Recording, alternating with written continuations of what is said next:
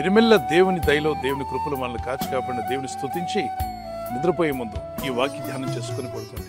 సామెతలు 3:33 నీతిమంతుల నివాస స్థలము ఆయన ఆశీర్వదించును. నీతిమంతునిగా నువ్వు జీవిస్తానంటే నీ ఇల్లు, నీ నివాస స్థలం నువ్వు ఎక్కడ నివసించినా, అది అత్తి ఇల్లైనా, అది సొంత ఇల్లైనా, అది ఆశీర్వదించబడుతుంది. మనలో ఎవరు నీతిమంతులు? నీవు నమ్మిన, నేను నమ్మిన యేసుక్రీస్తు ప్రభు ఏమన్నాడు? నీతిమంతుడు. ఆయన నీతిమంతుని యొక్క రక్తం ఏమైంది? నీతిమంతుని రక్తము. ఒక్క పాపమైనా చేయని వాడు ఎవరు? ఈ ప్రపంచంలో చాలా మత గ్రంథాలున్నాయి, చాలా మంది మత నాయకులు వచ్చారు, చాలా మంది గొప్పవారి లోకంలోకి వచ్చారు, జీవించారు. అన్ని మత గ్రంథాల్లో మీరు చదవండి. ఏ ఒక్కరైనా ఒక్క పాపమైన నాలో ఉంటే చూపించండి. ఏ ఒక్క పాపం కూడా నాలో లేదని ఆజ్ఞాపించి, శాసించి, ఛాలెంజ్ ఇచ్చిన ఒకే ఒక్కడు నజరేయుడైన యేసుక్రీస్తు ప్రభు మానవ జాతిలో. ఆయన నీతిమంతుని యొక్క రక్తమును నువ్వు ఆశ్రయించావు గనుక నువ్వు నీతిమంతుడిగా మార్చబడ్డావు.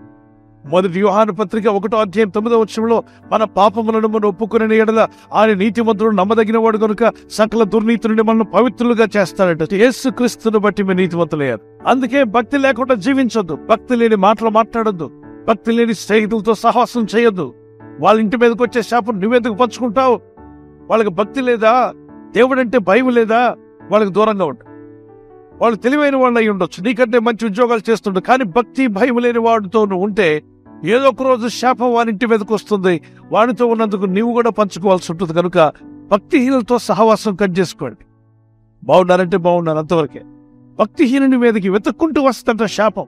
భక్తులు యోబు యొక్క స్నేహితుల ద్వారా కూడా దేవుడు మంచి మాటలు పలికించాడు. 22-23 సర్వశక్తిని వైపు నీవు తిరిగిన ఎడల, నీ గుడారముల నుండి దుర్మార్గమును దూరముగా తొలగించుకుని ఎడల నీవు అభివృద్ధి పొందెదవు. హృదయము నీ ఆలోచనల్లో నుండి దుర్మార్గత, వ్యతిరేక తలంపులు, వ్యతిరేక ఆలోచనలు, నెగటివ్ తలంపులు, నెగటివ్ మాటలు, అత్తకి విరోధంగా కోడలు, కోడలికి విరోధంగా అత్త, భర్తకి విరోధంగా భార్య, భార్యకి విరోధంగా భర్త, అన్నదమ్ములకు విరోధంగా అక్కజల్లికి విరోధంగా కక్ష, కోపం, ద్వేషం, అసూయ, ఇవన్నీ దుర్మార్గత కిందగా వస్తాయి. వీటిని మీ గుడారముల నుండి తీసివేయడానికి ప్రయత్నం చేయండి. నీ కుండెల్లో నుండి తీసివేయడానికి ప్రయత్నం చేయి. నివాస స్థలం ఆస్వాదించబడ్డం అంటే ఏంటి? నీవు ఆస్వాదించబడ్డా, నీ భార్య ఆస్వాదించబడ్డా, నీ పిల్లలు ఆస్వాదించబడ్డా, నీ కుటుంబం ఆస్వాదించబడ్డా. నీ చేతుల కష్టార్జిత ఏదైతే కష్టపడుతున్నావో అది నీ ఇంట్లో నిలుస్తుంది. వ్యాపారం చేస్తున్నా, ఉద్యోగం చేస్తున్నా, నీ కష్టార్జితం రోడ్డు పాలు కాదు, అన్యుల పాలు కాదు.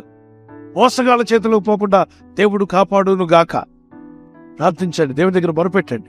యేసయ్యా, నీ సహాయం నాకు కావాలి, నీ కృప నాకు కావాలి, నీ దయ నాకు కావాలి.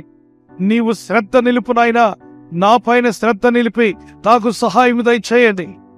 మా గుడారములో, మా హృదయంలో, మా మనసులో వ్యర్థమైనవి తీసేసుకుంటాం, వ్యర్థమైనవన్నీ తొలగించము నాయనా. ఈ రాత్రి నెమ్మదితో పండుకొని సురక్షితంగా కాపాడబడినట్లుగా నీ అగ్ని కంచి వేసి మమ్మల్ని కాపాడండి. మీ చిత్తములో కొనసాగే కృప మా అందరికీ దయచేయమని యేసుక్రీస్తు ప్రశస్త నామములో మీరందరికీ చక్కని నిద్ర దయచేసి తెల్లవారు లేచి కృపను మాకిమ్మని క్రీస్తు నామములో అడిగి వేడుకుంటున్నామా పరలోకపు తండ్రి. Amen, amen. Good night. God bless you. ఈ ఛానల్ను మీరు సబ్స్క్రైబ్ చేసుకొనుట వలన 2 పనులు జరుగుతున్నాయి. 1, బీదలకు, అనాథలకు ఈ ఛానల్ ద్వారా సహకారము అందించడం జరుగుచున్నది. 2, సువార్త జరుగుచున్నది, ఆత్మలు రక్షించబడుచున్నాయి. మనము సబ్స్క్రైబ్ చేసుకొనుట ద్వారా అందరికీ సహాయం చేస్తున్నవారమవుతున్నాము. ఖచ్చితంగా ఈ యూట్యూబ్ ఛానల్ను సబ్స్క్రైబ్ చేసుకుని బెల్ బటన్ను క్లిక్ చేయండి. మీకు వెంటనే మెసేజెస్ పంపబడతాయి.